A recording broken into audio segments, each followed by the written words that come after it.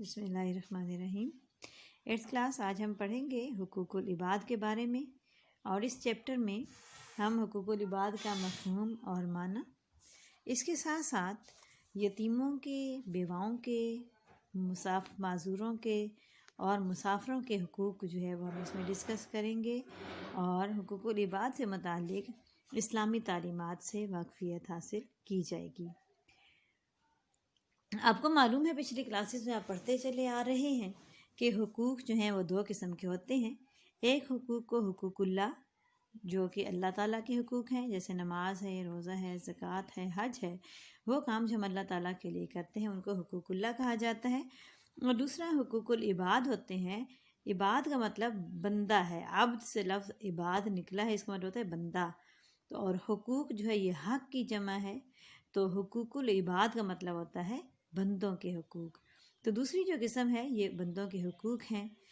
ان کے بارے میں بھی آپ 6 کلاس سے پڑھتے چلے آ رہے ہیں، اور ہم نے پڑھا بندوں کے حقوق میں سب سے پہلے والدین کے حقوق، اولاد کے حقوق، رشتہ داروں کے حقوق، پڑوسیوں کے حقوق،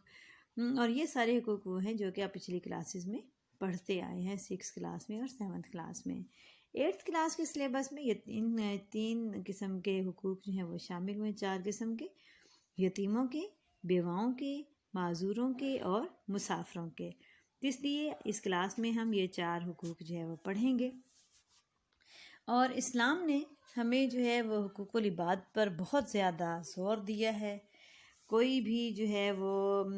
کیونکہ انسان ایک سوشل بینگ ہے، معاشرے میں رہنے والا انسان ہے،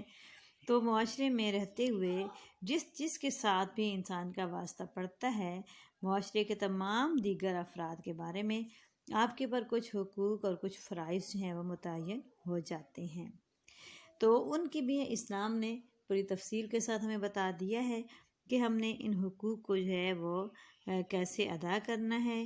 دوسروں کے بارے میں ہمارے اوپر کیا فرائض عائد ہوتے ہیں،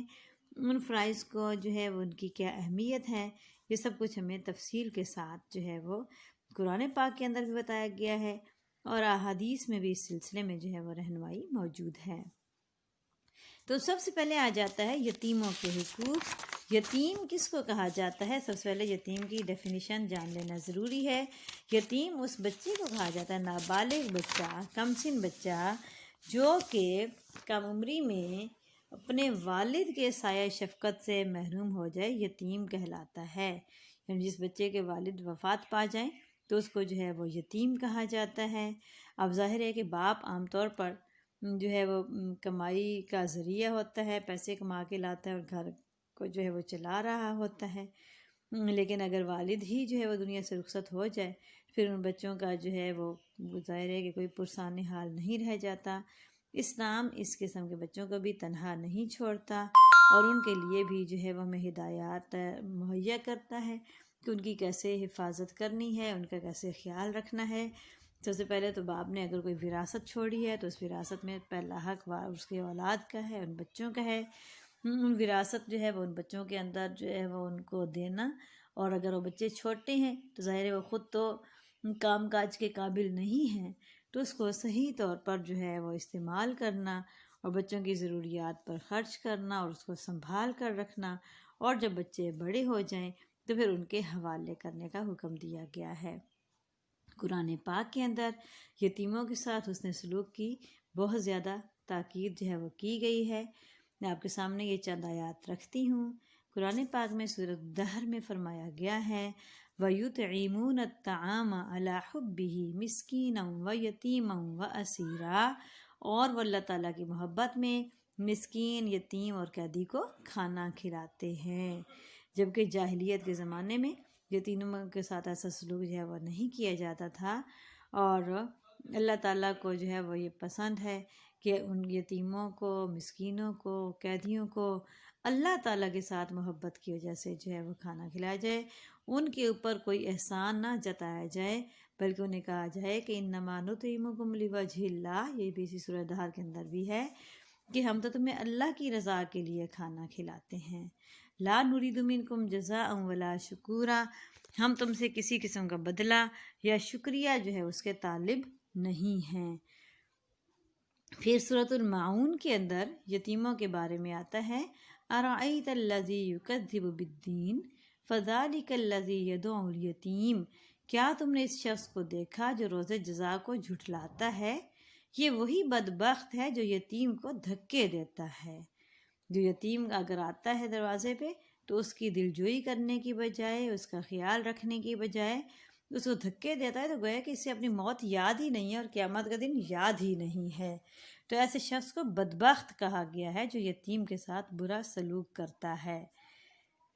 پھر قرآن پاک کے اندر آتا ہے وَإِذَا حَضَرَ الْقِسْمَةَ أُولُو الْقُرْبَى وَالْيَتَامَى وَالْمَسَاكِينَ فَارْزُقُوهُم مِّنْهُ وَقُولُوا لَهُمْ قَوْلًا مَّعْرُوفًا۔ اگر میراث کی تقسیم کے وقت غیر وارث، یعنی وراثت تقسیم ہو رہی ہے، اس کے وارثوں کا حق ہے وراثت کے اوپر، لیکن اگر کوئی وارث تو نہیں ہے لیکن جو ہے وہ یتیم آ جاتے ہیں، محتاج آ جاتے ہیں، تو ان کو بھی اس میں سے کچھ دے دیا کرو اور ان سے معقول بات کہو۔ حضور پاک صلی اللہ علیہ وآلہ وسلم نے ہمیشہ یتیموں کے ساتھ ہمدردی کی، یتیموں کے ساتھ شفقت کی، اور بلکہ آپ نے اپنے ہاتھ کی 2 انگلیاں ملا کر کیا بتایا، مثال دی کہ قیامت کے روز یتیم کی کفالت کرنے والا اور میں ان 2 انگلیوں کی طرح ساتھ ساتھ جنت میں ہوں گے۔ جیسے یہ پتہ چلا کہ یتیم کی کفالت کرنے والا، ان کی نگہداشت کرنے والا جنت میں رسول پاک صلی اللہ علیہ وآلہ وسلم کے ساتھ ہوگا۔ اچھا جی، اس کے بعد اگلا ٹاپک ہے بیوہ عورت کے حقوق۔ بیوہ ایسی عورت کو کہا جاتا ہے جس کے شوہر کا انتقال ہو جائے۔ جس عورت کے شوہر کا انتقال ہو جائے وہ بیوہ عورت کہلاتی ہے، اور جو ہے وہ چونکہ عورت کی تمام ذمہ داری جو ہے وہ شوہر کے سپرد ہوتی ہے، اس کے نان نفقے کی، رہن سہن کی، کھانے پینے کی، اور اگر وہ شوہر ہی وفات پا جاتا ہے تو وہ عورت ظاہر ہے کہ تنہا ہو جاتی ہے اور پھر وہ معاشرے کے رحم و کرم پر ہو جاتی ہے۔ تو ایسی عورت کے بارے میں ہمیں اسلام جو ہے وہ ہدایات دیتا ہے کہ جس کا شوہر فوت ہو جائے، وراثت میں اس کا حق اس کو دیا جائے اور اس کے ساتھ حسن سلوک کیا جائے، اس کا خیال رکھا جائے۔ اسلام سے پہلے ایسی عورت کے ساتھ بہت برا سلوک جو ہے وہ کیا جاتا تھا، ایون ہندوؤں کے اندر تو جو ہے وہ اس عورت کو بھی شوہر کے ساتھ ہی جلا دیا جاتا تھا، اس کو دوسری شادی کا حق نہیں تھا، وہ جو ہے وہ ساری زندگی سوگ کی حالت میں گزار دیتی تھی۔ لیکن اسلام نے ایسی عورت کے جو ہے ایسی عورت جس کا شوہر کا انتقال ہو جاتا ہے اس کے حقوق مقرر فرما دیے، جن میں سے چند ایک حقوق یہ ہیں: بیواؤں اور مساکین پر خرچ کرنا گویا اللہ تعالیٰ کی راہ میں خرچ کرنا ہے، اور ساتھ ہی ایک جگہ پر ایک حدیث میں یہ بھی ہے کہ بیوہ اور مسکین کے لیے دوڑ دھوپ کرنے والا مجاہد فی سبیل اللہ کا درجہ جو ہے وہ رکھتا ہے، کہ اگر ایک عورت بیوہ ہو گئی ہے اور اس کا کوئی ارننگ ہینڈ نہیں رہ گیا تو اس کے خیال رکھنا، اس کی مالی مدد کرنا، اس کی حفاظت کرنا، یہ باقی معاشرے کی جو ہے مسلمان معاشرے کی ذمہ داری بن جاتی ہے۔ پھر اللہ تعالیٰ نے شوہر کی وراثت میں بیوی کا حصہ مقرر کر رکھا ہے، اور وراثت اس کو کہا جاتا ہے کہ جب کوئی شخص مرتا ہے تو جو ترکہ وہ چھوڑتا ہے، جو مال دولت ہے، کوئی پراپرٹی ہے، جو کچھ چھوڑتا ہے اس کو وراثت کہا جاتا ہے۔ تو یہ جو وراثت ہوتی ہے وہ اس کے کس کے اندر تقسیم کی جائے گی، یہ بھی ہمیں قرآن پاک نے بتا دیا ہے کہ اولاد کے اندر کتنی وراثت جائے گی، بیوی ہے تو اس کو کتنا حصہ ملے گا، باپ ہے تو اس کا کتنا حصہ ملے گا، ماں ہے تو اس کو کتنا حصہ ملے گا۔ تو جہاں پر اسلام نے قرآن پاک کے اندر ہمیں یہ وراثت کی تقسیم کا طریقہ کار بتایا تو اس میں بیوہ عورت کا بھی حصہ جو ہے وہ وراثت میں مقرر کر دیا گیا ہے، اور وہ یہ ہے کہ اگر عورت کی جو ہے وہ اولاد ہے ان کی، تو پھر وہ عورت جو بیوہ عورت ہوتی ہے اس کا 8واں حصہ ہوتا ہے شوہر کی وراثت میں، اور اگر اس کی اولاد نہیں ہے تو پھر جو ہے وہ بیوی اس کا 4تھا حصہ ہوتا ہے شوہر کی وراثت میں۔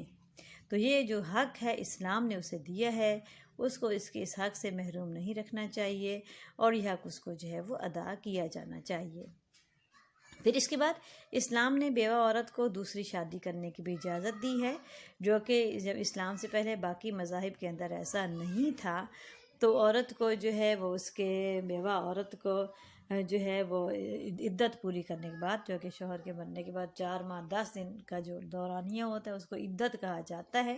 وہ 4 ماہ 10 دن کی عدت پوری کرنے کے بعد اس بیوہ عورت کو یہ حق حاصل ہے کہ وہ دوسری شادی جو ہے وہ کر سکتی ہے اور اپنی زندگی گزار سکتی ہے۔ اگلا ٹاپک ہے معذوروں کے حقوق۔ معذور ایسے شخص کو کہا جاتا ہے جس کے اندر کوئی جسمانی یا جو ہے وہ ذہنی معذوری ہو، جیسے وہ ہاتھ نہیں کام چل نہیں سکتا، پاؤں ہاتھوں سے کام نہیں کر سکتا، پاؤں اس کے کام نہیں کرتے، یا وہ سن نہیں سکتا، گونگا ہے، بول نہیں سکتا، بہرا ہے، یا کوئی بھی ایسی معذوری ہے تو ایسے شخص کو جو ہے وہ معذور کہا جاتا ہے۔ تو یہ بھی چونکہ معاشرے کا حصہ ہوتے ہیں یہ افراد، تو ان کے بھی جو ہے وہ اسلام نے حقوق متعین کر دیے ہیں۔ سب سے پہلے تو اسلام ظاہر ہے کہ ہمیں معاشرے کے ہر فرد کے ساتھ اچھے حسن سلوک کا حکم دیتا ہے، لیکن خاص طور پر معذوروں کے ساتھ ہمدردی اور رحم دلی کا درس جو ہے وہ دیتا ہے۔ حدیث میں ہے، رسول پاک صلی اللہ علیہ وآلہ وسلم نے ارشاد فرمایا ہے، خیر الناس من ینفع الناس، انسانوں میں سے بہتر وہ شخص ہے جو دوسروں کو فائدہ پہنچائے۔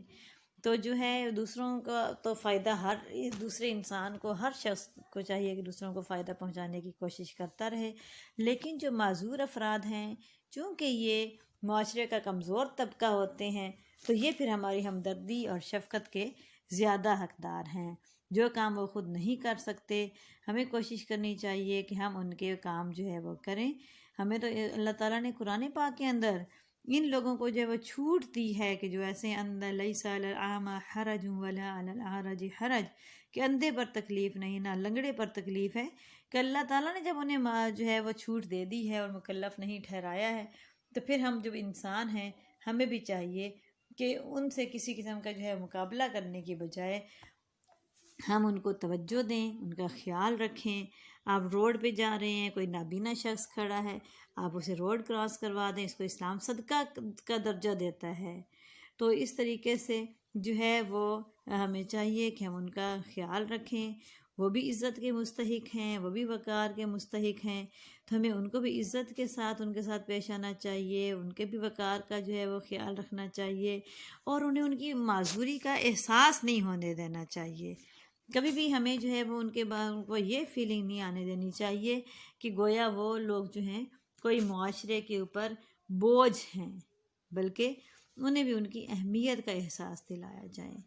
اور قرآن پاک کے اندر تو ایک صورت باقاعدہ نازل ہو گئی تھی، عبس، صورت عبس جو ہے، کہ نبی کریم صلی اللہ علیہ وسلم معززین نے قریش کے ساتھ بیٹھے ہوئے تھے اور اوپر سے حضرت عبداللہ ابن ام مکتوم آ گئے جو کہ نابینا صحابی تھے۔ تو نبی کریم صلی اللہ علیہ وسلم چونکہ ان رؤساء کے ساتھ بیٹھے تھے تو آپ کو ان کا نا تھوڑا سا جو ہے وہ اندر آ گیا، تو ناگوار محسوس ہوا، تو اللہ تعالیٰ نے آپ کی اس کی بات کے بعد پکڑ کی کہ عبس وتولی ان جاءہ الاعمی، کہ آپ ایک جو ہے وہ نابینا شخص آیا تو آپ کو ان کا آنا ناگوار گزرا۔ تو اس لیے جو بھی ایسے معذور افراد ہیں وہ ہمارے معاشرے کا حصہ ہیں، ہمیں ان کا جو ہے وہ خیال کرنا چاہیے اور ان کی مدد کر کے ہم اللہ تعالیٰ کے سامنے سرخرو ہو سکتے ہیں اور کامیابی جو ہے وہ حاصل کر سکتے ہیں کہ ان کے اوپر ان کی جو ہے وہ جتنا ان کے اندر استطاعت ہے اس کے مطابق ان کے اوپر بوجھ ڈالا جائے، ان کے اوپر ان کی استطاعت سے زیادہ جو ہے وہ نہ ذمہ داری ڈالی جائے، نہ بوجھ ڈالا جائے، بلکہ ان کو جو ہے وہ جتنا فیسیلیٹیٹ کر سکتے ہیں ہمیں وہ کرنا چاہیے۔ ٹاپک ہے بیٹے وہ ہے مسافر کے حقوق۔ مسافر کون ہوتا ہے آپ سب کو معلوم ہی ہے۔ مسافر ایسے شخص کو کہا جاتا ہے جو کہ اپنے گھر سے باہر ہوتا ہے، گھر سے دور ہوتا ہے، سفر کی حالت میں ہوتا ہے، ایک شہر سے دوسرے شہر میں یا ایک ملک سے دوسرے ملک میں جا رہا ہوتا ہے۔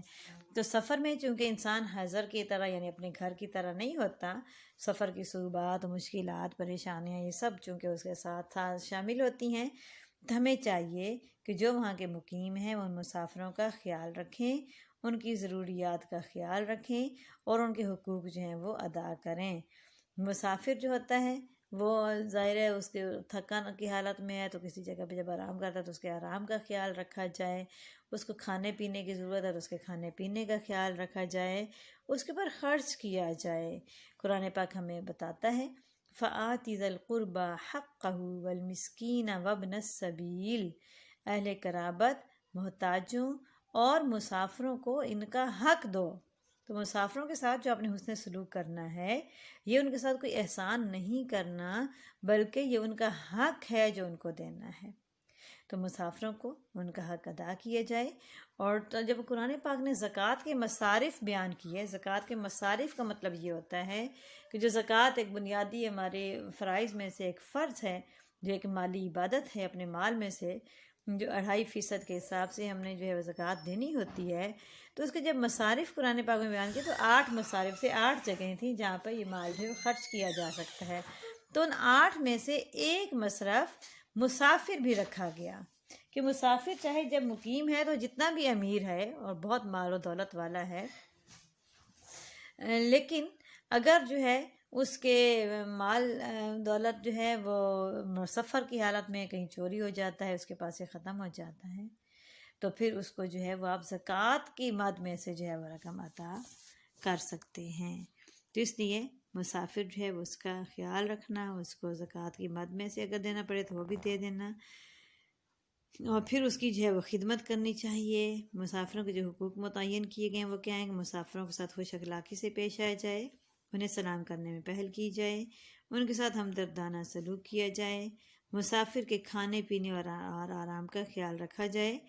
مسافروں کے سامان کی حفاظت کی جائے، اپنی ضروریات سے زائد چیز اپنے مسافر بھائی کو دی۔ اچھا جی، ابھی ہم اس کی ایکسرسائز کرتے ہیں۔ ایکسرسائز کا پہلا سوال ہے، ہر بیان کے 4 جوابات دیے گئے ہیں، آپ مناسب ترین جواب پر ٹک کا نشان لگائیں۔ حقوق العباد سے مراد ہے نمبر 2 آپشن، بندوں کے حقوق۔ بیواؤں کا شادی کرنا ڈیش معاشرے کا بنیادی امتیاز ہے، اسلامی معاشرے کا۔ یتیموں کے ساتھ برا سلوک کرنے والے کو قرار دیا گیا ہے بدبخت۔ بیوہ اور مسکین کے لیے دوڑ دھوپ کرنے والا ڈیش کے لیے کوشش کرتا ہے، اللہ تعالیٰ کے لیے کوشش کرتا ہے۔ اس کے بعد ہے مندرجہ ذیل سوالات کے تفصیلی جواب دیں۔ اب آپ کے سامنے پہلا سوال ہے، قرآن و حدیث کی روشنی میں یتیم کے حقوق بیان کریں۔ آپ اس کے اندر جب دیکھیں گے تو جو ہے وہ یتیم کے حقوق کی ہیڈنگ آپ کو نظر آئے گی۔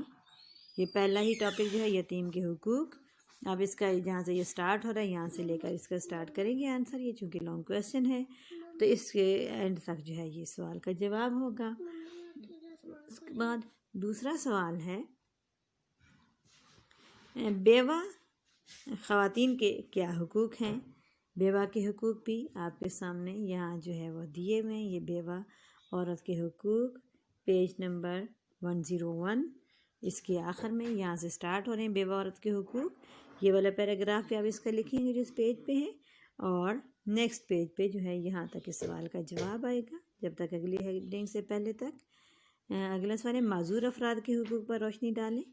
معذوروں کے حقوق بھی جو ہے وہ یہ دیکھیں آپ کے سامنے ہیڈنگ موجود ہے، معذوروں کے حقوق، تو یہ سارا پیراگراف اینڈ تک یہاں تک جو ہے یہ معذوروں کے حقوق ہیں، آپ اس کے جواب میں لکھیں گے۔ اگلا سوال ہے، اسلامی تعلیمات کی روح سے مسافروں کے حقوق کیا ہیں؟ تو یہ مسافروں کے حقوق کی ہیڈنگ بھی موجود ہے، یہاں سے لے کر تو یہاں تک جو ہے مسافروں کے حقوق بتائے گئے ہیں، یہ سوال کا جواب ہوگا۔ اس کے بعد درج ذیل سوالات کے مختصر جواب دیں۔ حقوق العباد سے کیا مراد ہے؟ اس سوال کا جواب تو یہ پہلے ہی پیج پر ہے۔ حقوق العباد سے مراد بندوں کے حقوق ہیں۔ اسلامی تعلیمات کی یہ امتیازی خصوصیت ہے کہ وہ اللہ تعالیٰ کے حقوق ادا کرنے کے ساتھ ساتھ اس کے بندوں کے حقوق ادا کرنے پر بھی زور دیتا ہے۔ اچھا، اگلا سوال ہے، کیا زکوٰۃ کی رقم مسافر کو دی جا سکتی ہے؟ جی ہاں، زکوٰۃ کی رقم جو ہے مسافر کو دی جا سکتی ہے۔ زکوٰۃ کے جو ہیں مصارف، ان میں سے ایک مصرف یہ بھی ہے، آپ یہاں سے جو اس کا جواب لکھ لیں۔ قرآن مجید میں مصارف زکوٰۃ میں سے ایک مصرف مسافر بھی ہے، جو سفر میں ضرورت مند ہو تو مال زکوٰۃ سے اس کی مدد کی جا سکتی ہے۔ تو اس سے ثابت ہوا کہ زکوٰۃ کی رقم جو ہے وہ مسافروں کو دی جا سکتی ہے۔ یتیم کے حقوق کے بارے میں کوئی ایک قرآنی آیت یا اس کا ترجمہ لکھیں۔ اب اس میں آپ یتیموں کے حقوق جب کھولیں گے تو اس کے اندر بہت ساری آیات دی ہوئی ہیں ان میں سے اب یہ والی آیت وَإِذَا حَضَرَ الْقِسْمَةَ أُولُو الْقُرْبَى وَالْيَتَامَى وَالْمَسَاكِينُ فَارْزُقُوهُم مِّنْهُ وَقُولُوا لَهُمْ قَوْلًا مَّعْرُوفًا، یہ والی آیت لکھ لیں اور اس کا ترجمہ لکھ لیجیے گا، یا اس کے علاوہ کوئی اور لکھنا چاہیں تو آپ وہ بھی لکھ سکتے ہیں، وہ جوابی درست شمار ہوگا۔ بیوہ کسے کہتے ہیں؟ بیوہ کسے کہتے ہیں کا جواب بھی یہاں لکھا ہوا ہے آپ پاس۔ بیوہ عورت کے حقوق میں ایسی خاتون جس کا شوہر انتقال کر جائے وہ بیوہ کہلاتی ہے۔ اس سے اگلا سوال ہے حقوق العباد کی ادائیگی کیوں ضروری ہے؟ اس کا جواب یہ در لاسٹ پیراگراف میں دیا ہوا ہے کہ حقوق العباد کی جو ہے وہ چونکہ بہت زیادہ اہمیت ہے، قیامت کے میدان حشر میں یعنی قیامت کے روز حقوق العباد کے بارے میں ہی زیادہ پوچھ گچھ ہوگی، اور پھر آپ اس کا جواب اگر یہاں سے لکھ لیں تو یہ بہتر ہوگا کہ اگر بندہ حقوق اللہ کی ادائیگی نہ کر پائے تو وہ اپنی کوتاہی اپنے مالک حقیقی سے معاف کروا سکتا ہے، کیونکہ اللہ تعالیٰ بڑا ہی غفور و رحیم ہے۔ لیکن حقوق العباد کے بارے میں معاملہ اس کے بالکل برعکس ہے۔ اگر آپ نے کسی شخص سے زیادتی کی ہے یا کسی کا حق چھینا ہے تو اللہ تعالیٰ اس وقت تک معاف نہیں فرماتا جب تک مظلوم یا جس فرد سے زیادتی کی گئی ہو وہ معاف نہ کر دے۔ اس لیے ہمیں چاہیے کہ ہم اللہ تعالیٰ کے حقوق کے ساتھ ساتھ حقوق العباد یعنی بندوں کے حقوق کو بھی احسن طریقے سے ادا کریں اور تاکہ یہ معاشرہ امن کا گہوارہ بن سکے۔ تو یہ جو لاسٹ میں جو پیراگراف ہے یہ سوال کا جواب ہوگا۔ اگلا سوال ہے مناسب الفاظ کی مدد سے خالی جگہ پر کریں۔ حقوق العباد سے مراد بندوں کے حقوق ہے۔ بھی ہے وہ اللہ تعالیٰ کی محبت میں مسکین، یتیم اور قیدی کو کھانا کھلاتے ہیں۔ قیدی آئے گا اس کے جواب میں۔ ایسی عورت جس کا شوہر انتقال کر جائے بیوہ کہلاتی ہے، اور ان کے مال میں سائل اور محروم افراد کا حق ہوتا ہے۔ حق یتیم کی جمع یتیموں ہے۔